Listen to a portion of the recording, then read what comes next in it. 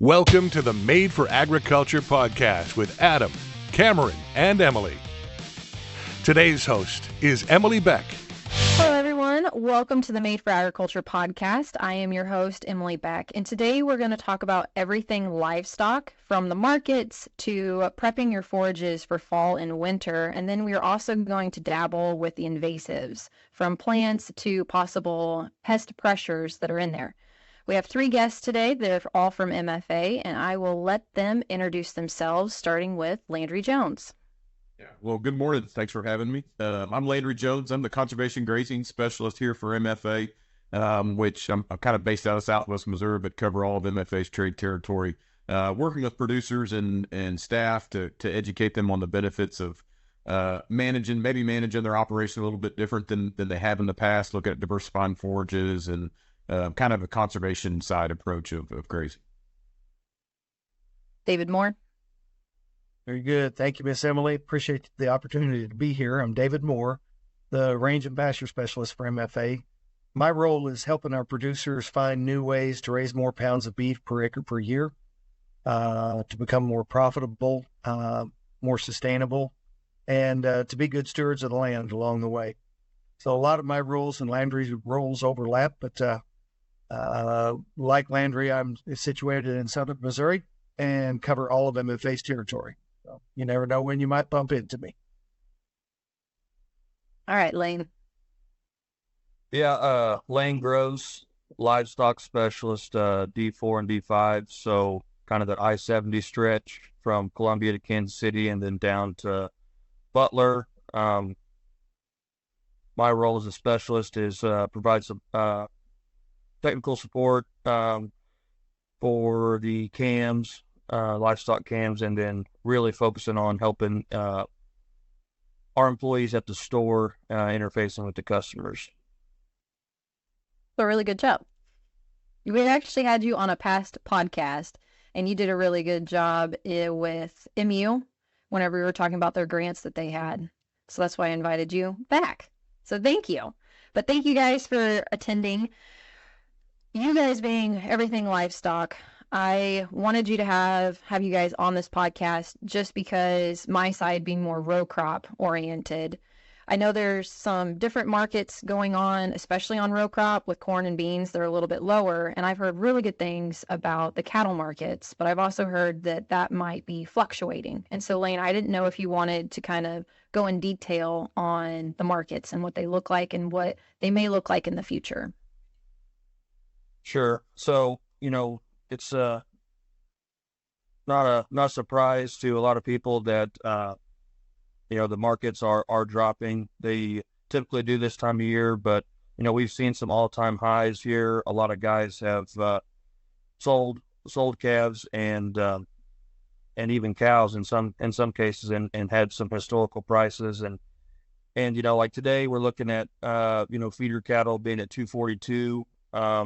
The last month we've lost $20 on that from our high. So one thing I wanted to bring up with the markets is it's been talked about before and you probably hear it a lot. So it can be confusing, but we have resources to help guide you through it. But livestock risk protection, you can use LRP even on unborn calves now. So a guy that's got spring calves that it's not going to calve till March, with a confirmed pregnancy by a third party, we can get those locked in and you can actually have them protected all the way. A guy asks, well, why should I do that? I'll just wait for the market. Several things, it being an election year, that throws a skew in things, not to get political, but anytime there's an election, markets sway. We've seen that in the stock market, and of course the cattle market correlates with that. But right now, a lot of guys are really happy. Just after the last 2 years of drought and most of our trade territory, or all of our trade territory, guys are tickled to have some hay in the barns and have some grass. I know we're getting dry west of 65, but we're in September, so we're not too far away from catching some fall rains, hopefully. And I know we missed that hurricane that was supposed to hit Galveston, but hit a little bit farther over in Louisiana. We were kind of hoping on that. But as a whole, market's really high. Where a lot of guys, there's a lot of excitement in the cattle industry. And we might touch on this here a little bit later on, but I was asked, and even in the beginning of this calendar year, they were predicting that the U.S. cow herd would start rebuilding late 24 and in 25. We're not really seeing that with heifer slaughter, hasn't slowed up. And that kind of goes back to the financial side and interest rates. And then guys, once again, they're just happy to have hay in the barns. And, the true cow guys, they might have some new trucks and some new trailers and stuff. Their last truck and trailer was probably from 2014. That was the last time they really got paid and had to spend some money tax-wise. So you'll have some odds and ends, but as a whole, the Missouri herd is not really progressing. We'll probably see that another year before guys really start reloading and trying to increase herds. Just getting pasture right, getting hay ground right, and thankful to be out of the last 2-year drought cycle. And so is that what you contribute to? That the Missouri herd is going to take a couple years is because just trying to get their pasture and their hay ground figured out, or is there other? Yeah, a couple of factors. I mean, the interest rates is a big deal on guys rebuilding, and just with the heifer, calf prices being what it is, guys are better off to kind of heal up and before retaining those heifers. And then once again, we're also seeing a lot of guys, older generation, average age guy being in his 60s, content with what he has, post drought. So there's several ongoing factors there, and then, but yeah, I really see guys, a little bit skittish just with the election year and prices being high. We got more room to drop than we do to go up.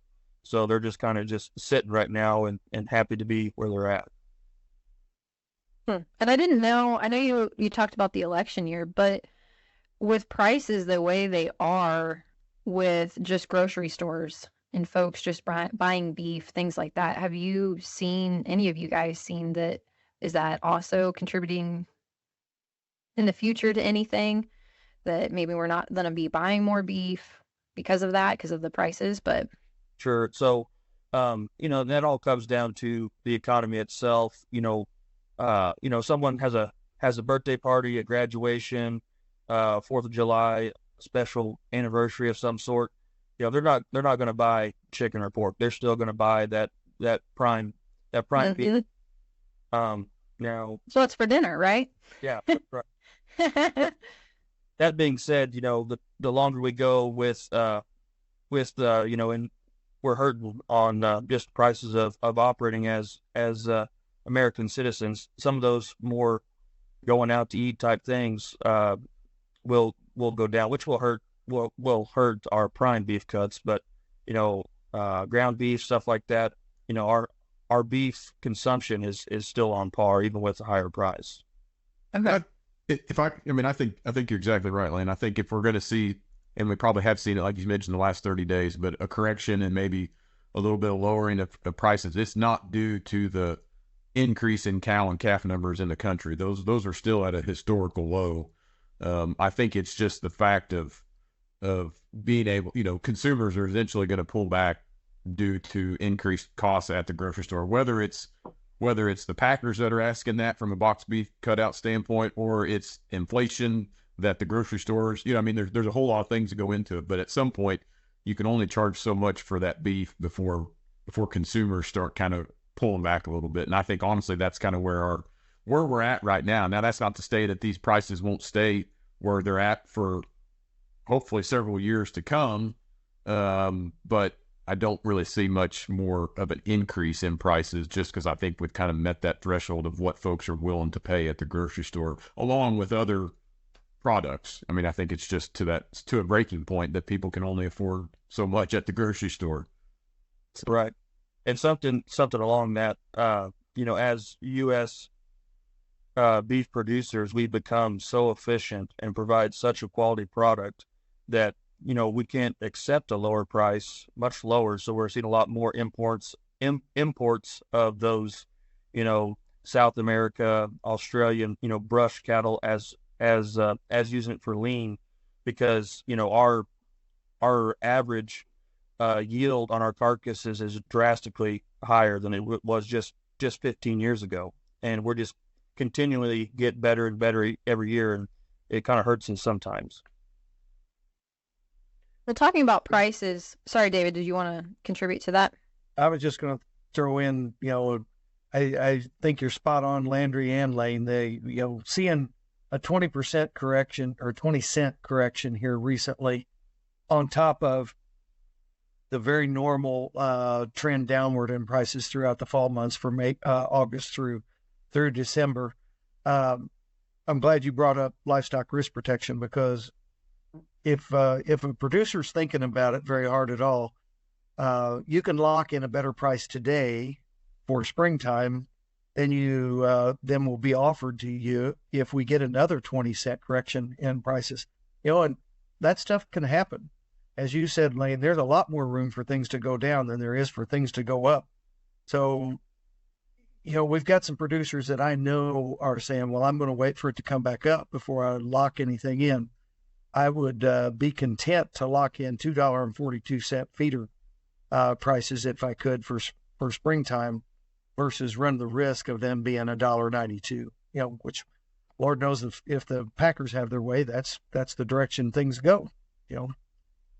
Just the way it turns out. So there's plenty of room for them to go down, and latch onto the opportunity to cover yourself and to lock in at least a break even, and what 242 should be a profit for 95% of our producers out there.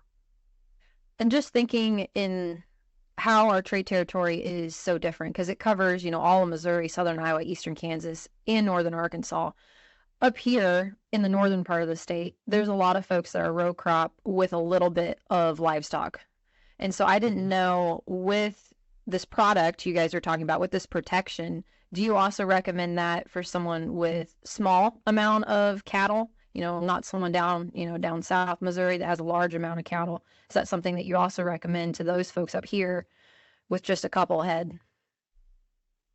Sure. You can protect one. Okay. You just got to talk to our crop insurance people, and they'll get you set up. But actually, the smaller your herd, the less opportunity you have, or the less, I guess, wiggle room you've got for downward pricing. If you've got to sell 2 or 3 calves because that's just what I do, I don't have grass for any more than that, then, it'd be nice to protect the price that you get on those. And I talk to growers sometimes, and I think in northern Missouri, sometimes cattle are looked at as being the cleanup crew. We run cattle on acres that we cannot crop, and sometimes they don't get quite as much attention. But if we ever want to get that grower's attention, we just tell them, you're leaving money on the table by not managing these guys like you manage your crops. Because that generally will get their attention. Everybody's interested in money. So, which I think ties very nicely into what we were wanting to discuss next, on how to prep your forages, whether it's hay ground or pasture ground, for fall and winter. So Landry or whoever would like to go into that. Yeah, I can kind of kick it off here. I mean, I think whether you were in the unfortunate place that we had to sell some animals the last couple of years, Missouri's been in 2022 and 2023, specifically in south central Missouri, was pretty rough on folks. And there were quite a few people that had to sell their herd off just to kind of make it through those tough times. And so I think if you're in that, unfortunate predicament right now still, and haven't really increased that herd size, it's a great time to consider, like Lane mentioned. I think there's folks that have considered it. And if you haven't, think about, how am I going to improve my forages so that when I do kind of restock and bring animals back and kind of get back to those levels maybe I was at prior to 2022, that I've got a good forage base. I've kind of healed myself from the drought, so to speak, fertility wise. and just think about what are those options. What does that look like for my operation? I'm a huge proponent of having a warm season forage as that component to your forage base. You know, depending on where you're at in the state, anywhere from 20 to 40%, depending on your operation. You know, having a warm season forage can really change the way that we think about our operation and how we maybe managed it in the past with just 100% cool season grasses, 100% fescue on our farms. So think about that. You know, bite off a little bit. Don't go in whole hog and try to convert all 30% of your acres at one time, but you know, bite off a little bit at a time and convert that over the years, because, you know, who knows what next spring's going to give us for weather, and we might have a failed stand or something like that. So just think about that. You know, there's some really good cost share programs right now in Missouri for folks that are wanting to do those conversions and bring in native grasses that are very good for producers. And never in the history of Missouri has there ever been a better time to convert to native warm season grasses if you're thinking about doing that or making that leap. You know, the other thing I guess I'd kind of think about, we can knock this back and forth a little bit, but the other thing I'd consider, I guess, as a producer is my grazing management. I mean, I think a lot of folks, even this year, you know, we had ample amount of rain in May and June and July and part of July. Now we've turned off pretty dry and hot, but you know, we tend to forget what the last drought was like when it gets covered up by a good amount of rain and forage growth. And so just kind of think of how am I going to manage that next drought, whether it's with a mixed species of forages or forage management, grazing management. You know, I was listening to a podcast a couple of days ago, a cattle podcast. I think it was Working Ranch or something. But anyways, they were talking about how, you know, intensive grazing was kind of the hot catchphrase or keyword that people were using a few years back, and that actually kind of turns some folks off, because when you start talking about intensive management, some folks don't have the time, they don't have the resources to do that. And one of the guys said, well, maybe we should kind of rephrase it as intentional.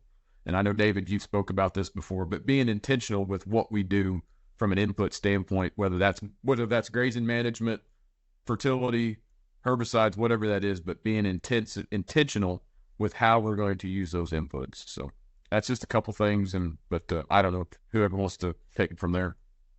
Yeah, I think that was great. That was one thing I was thinking of is, you know, human beings by nature, we have a very short-term memory. Farmers even shorter, producers. So, you know, we got all this grass, got all this hay. It's a good time to remind him, like, hey, this is a pretty nice feeling, isn't it?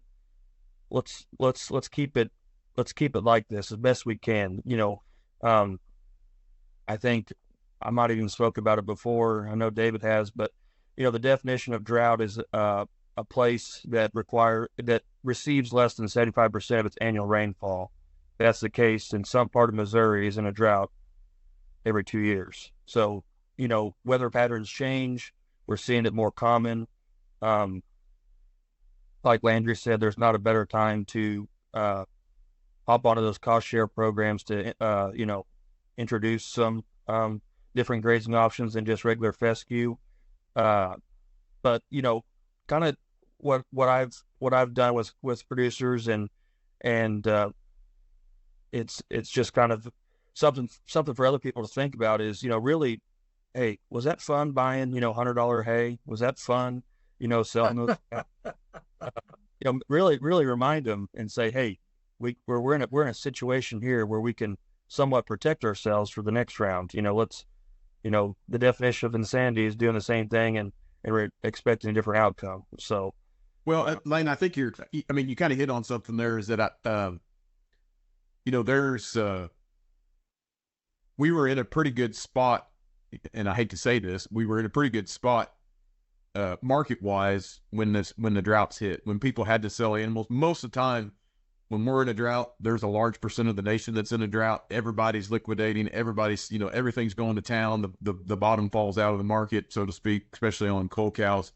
But there were, you know, people were still making some decent money by having to liquidate their herd or to sell some animals. And so that is typically not the way it goes. When we're in a drought, the market's usually not great. So again, I would kind of urge people to think about not just the last couple of years, because I feel like it was kind of an anomaly from a standpoint of where the market was at. Anyways, and so, you know, I tell folks, you know, manage your herd or manage your operation like you're going to be in a drought next year, or like you're in a drought right now. And a lot of folks are overstocked, I feel like, in Missouri. Fescue's a great forage. It just keeps coming back. If we had to replant that grass every year because we overgrazed it in the summer months, we'd probably think of different ways that we could, you know, different levels of stocking rates, so to speak. So, anyways, I just, like I said, we do things a little bit different because of the way that we've got things, which is not a bad way to do it. But just think that next drought might be right around the corner, and I think we'd be a lot better off, and probably a lot more profitable too. Operations would be. Sure. Yeah. Can I jump in for a second? This is my phone screen, if it'll show up. Missouri's back in a drought. We're on the drought monitor in about 65% of the state of Missouri. So it's not severe levels of drought yet, but we're there. So I think it's totally appropriate that we talk about grazing management and kind of a return to not just being defensive. You know, when I think of defense and offense, I kind of look at defense as being in some ways reactionary. I'm going to react to what's happening to me. But I'd like for us to think about things. Let's react to what's happening to me, and let's go on the offense and become proactive and do things intentionally, like Landry said, that prepare you for a better future. You know, if we're in a drought, and it's even, you know, everything that we do to protect ourselves in a drought makes us money in a good year too. So if we can become more proactive at doing things to protect us in a drought, we'll lose less money in a drought and we'll make more money in a good year. I cannot overstress that. So what are some things? Go ahead. Sorry, go ahead. No, you go ahead. I think you're going to answer what I was going to ask. Okay. Yeah. The things that I look at are the same things that we've talked about for a long time. Number one is understanding exactly where you are soil test wise. It's really difficult to make an estimation or a guess or a plan for how much forage we're going to produce if I don't have good soil tests. So there's still a few people out there that don't pull any soil tests. By and large, everybody pulls at least composite samples, and I would strongly encourage, talk to your local MFA about NutriTrack, our grid sampling program. We have tens of thousands of acres of grass enrolled in NutriTrack because it pays. It helps increase yields and make you operate more efficiently. That would be number one. Moving cattle more frequently than you move them today, or intentional grazing, like Landry, was that you brought up intentional grazing? I think that's super. I think, you know, putting cattle in a field and giving them an address, you know, they're there so long we actually got to put a mailbox up for them. I think is a recipe for inefficient use of your grass, inefficient use of your financial resources, and that you're leaving money on the table. So let's, you know, take that big pasture and cut it into fourths and move those cattle around. At least, you know, move them twice as often as you do today. You'll make more grass when you move cattle frequently and rest grass. And if you make more grass, you're going to make more pounds of beef. Next up would be, you know, fixing the pH and controlling the weeds so that we make efficient use of the fertilizer and we're not stealing it. And then after that would be, like Landry talked about, having a different grass out there for them to eat in the summertime, something that actually grows in the summertime and is not toxic. That's huge. Whether that's Bermuda grass, an annual warm season grass, or a native warm season grass, give it a try. Your cows will like it, even if you don't think it's the right answer. Your cows will like the fact they've got something to eat. You know, there's a number of things, but that's kind of the top ones. Yeah, those are really good. And you did answer the question that I was about ready to ask. The one thing that I'm thinking of, because you guys are talking about pasture ground right now, but hay ground, utilizing forage analysis. that's something that I don't think a lot of producers are doing. And I didn't know if you guys want to discuss that a little bit further. We just got our own hay sampled and to see what it is at. But if you guys want to talk about that, if they're bringing in hay, if the hay is actually good, if they're going to put on weight or not. Go ahead, Lane. You do quite a bit of that probably. Sure. So I think it was talked about a little bit in the podcast you guys did a week or so ago, but the main thing is, we don't know what we don't know. So if you don't test anything, you can't have any base to know what you need supplementation wise. And then one thing I see with producers, which is just a different management style, but running different classes of cattle all together, feed them all the same, as in second calf heifers, which is a female is trying to reach maturity, carry a pregnancy, and nurse a calf. That is the highest problem you're going to have, is trying to keep them in a good condition, nutritional wise, and you can't feed them like you're feeding the 6-year-old dry cow. And that just comes down to just some management. Maybe you got options to move the spring cows in one farm or one pasture and falls in the other, and you can treat them different because, a dry cow needs, roughly 20 to 22 pounds of forage compared to a wet cow needing 35 on dry matter. So, that comes down to waste and being more efficient. But yeah, I mean, guys think, well, that hay looks good, as in it doesn't have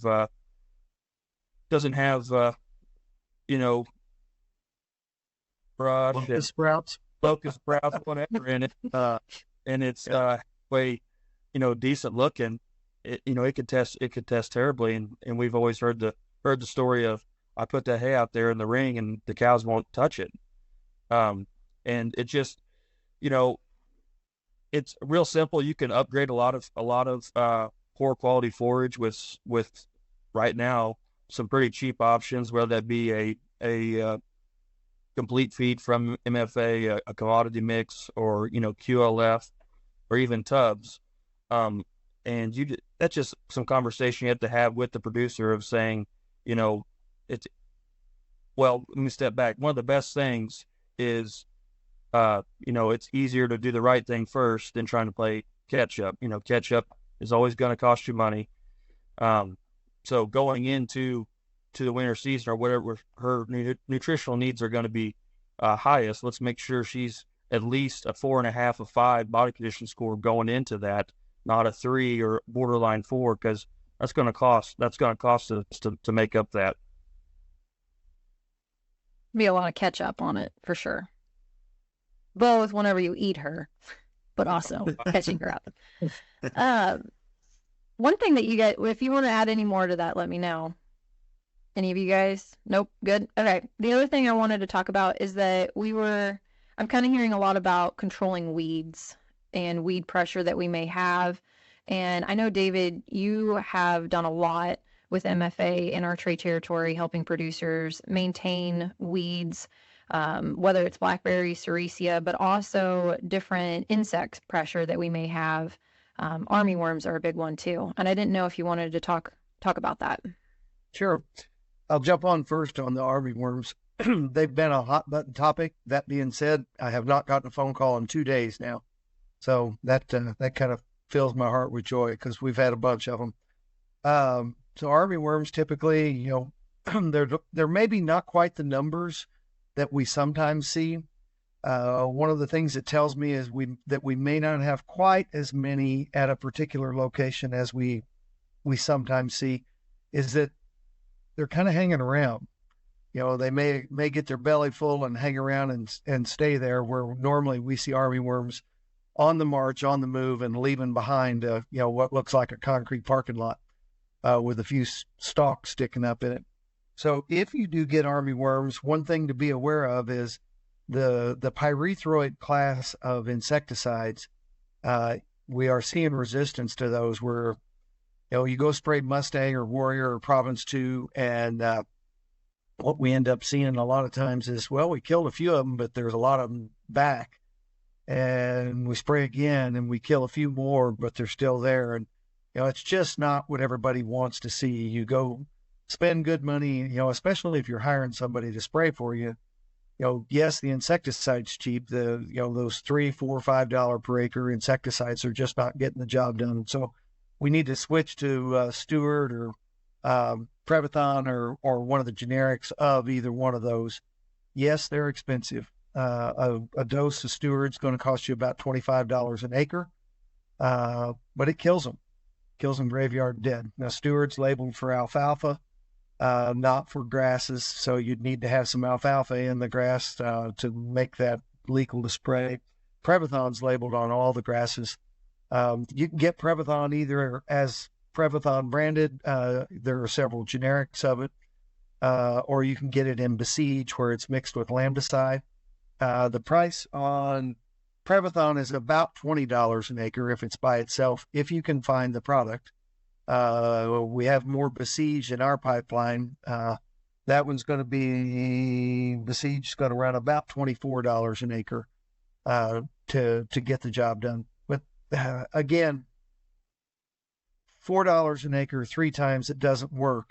That's $12 an acre. That's not very much. But what are they eating? How much are they eating in between each of those applications, and what does that cost you? Go ahead and switch gears and be happy with the job you get done. I think that's super important. You were talking about weed species. There's a lot of weeds out there right now that are basically, they've done their damage for the year. A lot of those annuals, the cuckleburs, the ragweeds of the world, they've pulled all the nutrients out of the soil. They've sucked all the moisture out of the soil. They've done their thing. The only thing we might be stopping by spraying any of those weeds would be stopping seed production for next year. So we kind of got to evaluate on a case by case basis.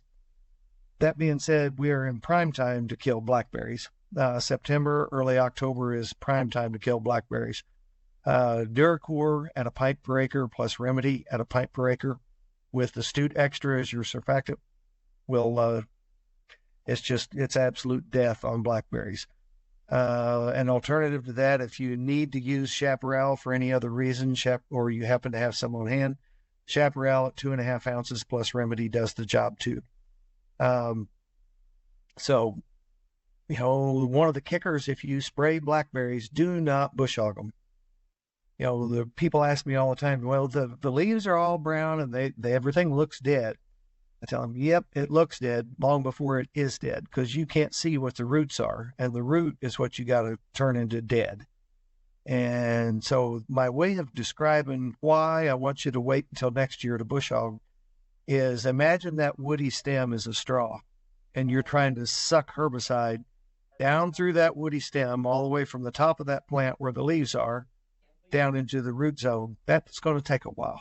So wait till next year to bush hog. Another weed that we're still getting phone calls on is Cerisa lespedeza. It's kind of gone through its flowering season. It is making seed right now.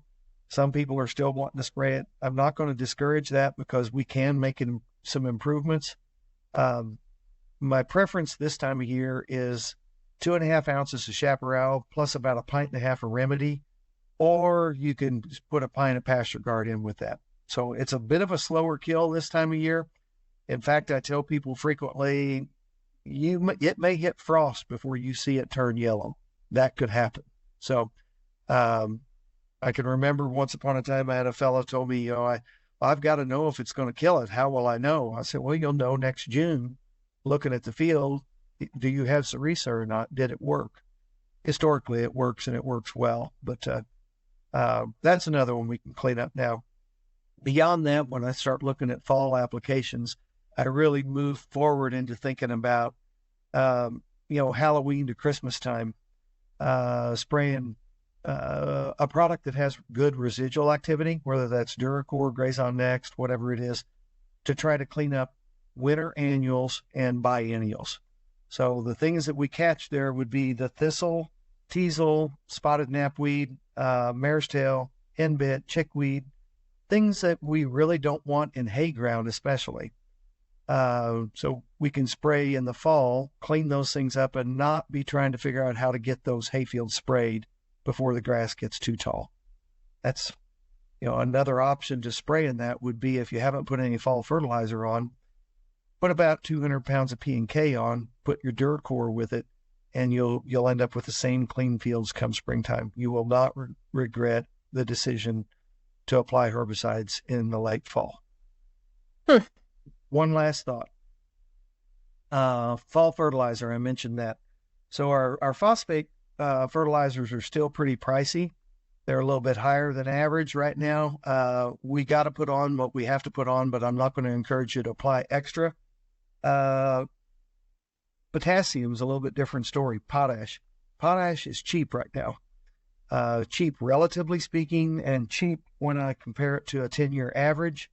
So I would encourage you to play some catch up on hay ground. Go out and put 200 or 300 pounds of potash on. I promise you, there's not a piece of hay ground in the state of Missouri, unless you're paying really close attention to your potash levels. There is not a piece of ground in Missouri that doesn't need that 200 or 300 pounds of potash if it's hay ground. Because with hay ground, we roll that bale of hay up and it has a bucket full of fertilizer in it that we carry off to someplace else and feed it.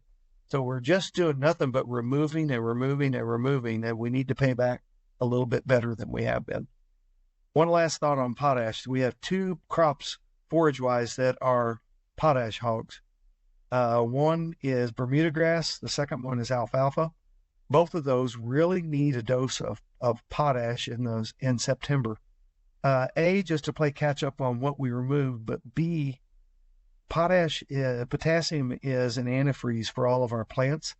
Most of our crops, they overwinter just fine, but Bermuda grass in particular struggles to overwinter at our latitude. The alfalfa also can have winter kill. So let's pay particular attention, make sure we get 60 to 120 units at least of potassium on those fields. So, all right, I'll jump off my soapbox there. Does anybody else want to add to it? I'm not surprised. He did a great job. One thing that we did not discuss that I want to circle back around is stockpiling fescue. That's something that I know a lot of folks were trying to incorporate those native warm season grasses. There's a lot of different funding available, but I mean, the whole state, we have fescue. And so you guys want to start talking about, start talking about stockpiling fescue. Yeah. I think I'll kind of hit it off and then let these guys finish up. But yeah, I think one of the biggest attributes that fescue I feel has is its ability to stockpile on into winter. It has the characteristics as a waxy cuticle, kind of waxy layer that covers its leaf, and that's what protects it from weather elements going into winter. So we can have fescue that in January, February that will test 8 to 10% protein and mid 50s TDN, which is most of the time better than a lot of the hay that we're rolling out. And so as long as we don't have a huge ice storm, some sort of either mechanical damage or natural damage to that waxy cuticle that breaks it, so to speak, that nutritional value will persist in that forage on into winter. And that's the good thing with where we're at in Missouri, and specifically southern Missouri, is that we typically don't have too harsh of winters. And so we don't really have to worry about that. But most folks, if they're going to look at stockpiling fescue, that probably, not to say that it's not too late, because we really haven't had a lot of rain here to get things rocking and rolling like we typically would have. But we typically want to go in and clip that field off or graze it off or get it back down to that kind of 3 to 4 inch, 5 inch level, so that when we add a little bit of nitrogen, anywhere from 40 to 50 pounds, even up to 60 pounds of nitrogen, plus, like David mentioned, any P&K that we need to put on there, that when growing conditions start to kind of arrive back from fall for fescue to kick into gear, that grass puts on fall growth. And typically the plant fescue will put on about a third of its overall growth, maybe even more than that if we've managed it right in the winter, but about a third of its overall growth, in the summer, a third of its overall growth going into fall. And so we can really stockpile quite a bit of forage, up to probably what I typically go off of. If it's a good fescue field, about 300 pounds. That's kind of the average, 300 pounds of dry matter per inch of forage per acre. So, if we're growing, if we cut it back to 3 inches and we grow 10 inches of forage, then essentially we're looking at 3,000 pounds of dry matter, or maybe even a little bit more per acre, which is, 2 or 3 bales, so to speak, per acre of forage that we've got standing out there. It's always cheaper, typically about half as cheap as it is to feed hay than it is to have the animals out there harvesting that forage for us. And so, yeah, I think it's a great way to look at a way to intentionally manage our forages and have them cattle out there grazing for us. So, yeah, if you haven't thought about stockpiling fescue, now's the time to do it. But set those acres aside until we really need them, and going into the winter, until them cattle really require that sort of nutrition. It also helps kind of make that stockpiled fescue work for folks, is to feed it when those animals need it, versus feeding 15% protein in mid-60s TDN stockpiled fescue in October, November on dry cows. That doesn't make a whole lot of sense economically. So I'll let these guys speak if they've got any other things to add to it. Landry, what's your preferred way to feed stockpiled fescue? Are we just going to turn the cattle into the pasture, or are we going to strip graze that? Yeah, good point, David. The best way to really utilize stockpiled fescue is to be able to strip graze it. I mentioned that the weather can kind of break that waxy cuticle. So can animals when they're stepping on it, when they're laying down on it, defecating, whatever it is. Any sort of kind of disturbance will start to degrade the quality of that forage. So if they're out there, if you turn them out, in November, December on this field that you've estimated with the 300 pounds of dry matter per inch is going to last 60 days, that they won't get that much out of it. They may be out there 60 days, but you're gonna start to see their body condition start to decline and things like that. So strip grazing it, whatever, I tell producers, whatever they're comfortable doing. I try to do daily moves on the farm close to the house. Well, the one that I got to travel 20 miles, it may be 3 or 5 day moves, just because, again, I don't want to be over there every day if I can keep from it. But it's really kind of what works for the producer. But I try to stay within that 3 days if I can, because once we start getting over that, utilization starts to decrease, and they kind of start wasting more than they're actually going to consume, so to speak. Very good. What I see some guys do is strip graze, like you're talking about, give them, somewhere between 75% and 100% of their daily consumption on a strip, and with a bale of hay in the field behind them where they're going for water anyway. So, just as efficient as we can feed that, because it is a high quality nutrient. It's kind of replacing. It's not just replacing hay; it's also replacing potentially some supplement too. Mm-hmm. Yep. Yeah, I kind of played around with that one year. I had some really bad quality hay. I buy my hay, and I had some hay that was not as great a quality. I did test it, thankfully, but I knew it was bad going into winter, and I kind of used it as essentially, I would give them a strip for a day or two of fescue that I knew was very good quality, and then the next day I gave them a bale of this not so good quality, and it actually worked out pretty well, because I don't think they probably wouldn't have eaten that Johnson grass or the hay that I had if it was just that's all they had to eat for the rest of the winter. But I kind of mixed it in with the good stuff and it worked out well. So that is a good way to kind of use up maybe some of this lower quality hay that we have. CRP hay? It was not, but there was a tree hanging out the side of it. Yeah, we don't have much CRP hay down here. I believe it was probably Johnson grass hay. I'm sure Johnson grass hay. It was well past its prime. Missouri Creek Bottom's finest. Definitely.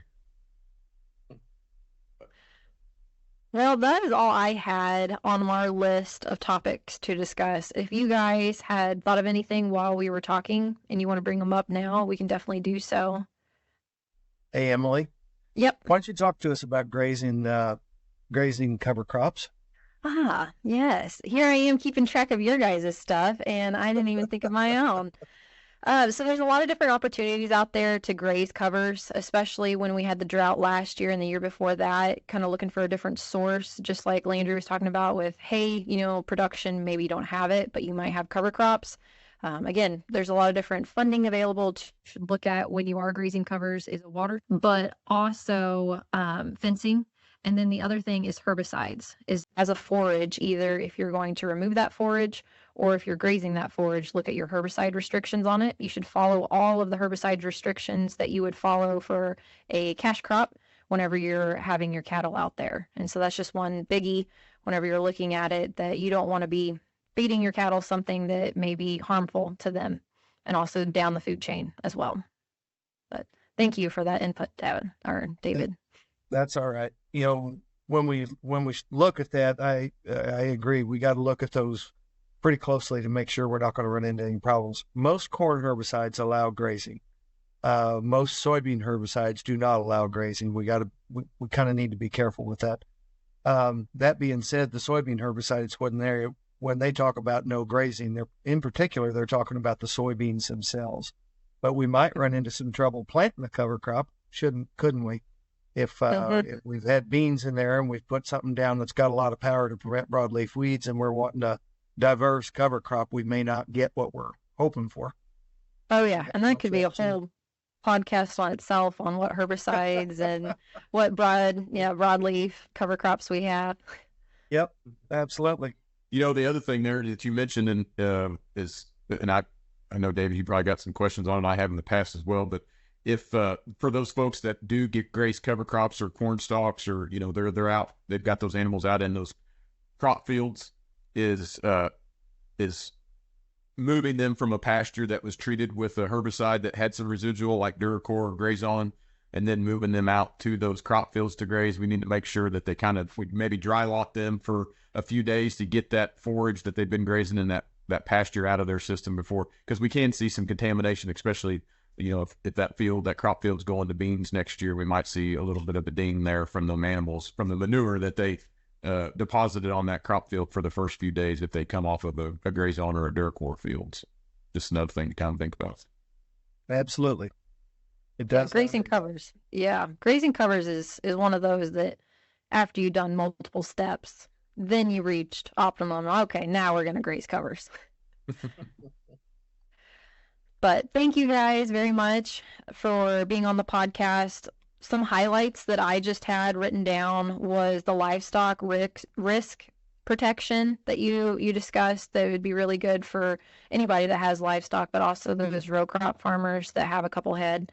Native warm season grasses, there's a bunch of different cost share opportunities out there. Look at your USDA office to look into those, but also a bunch of other offices have them. And then soil sampling, applying fertilizer and weed control is going to be big, especially with the ground that we have. If we're going into drought, like David had mentioned, some of the state is already coming into drought, even more so.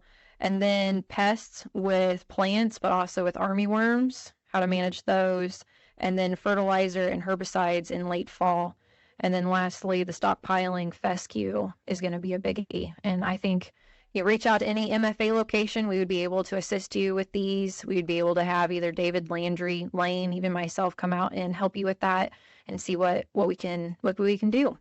But thank you guys, and I look forward to having another podcast with you. Thanks. Thank you, Miss Emily. Thank you.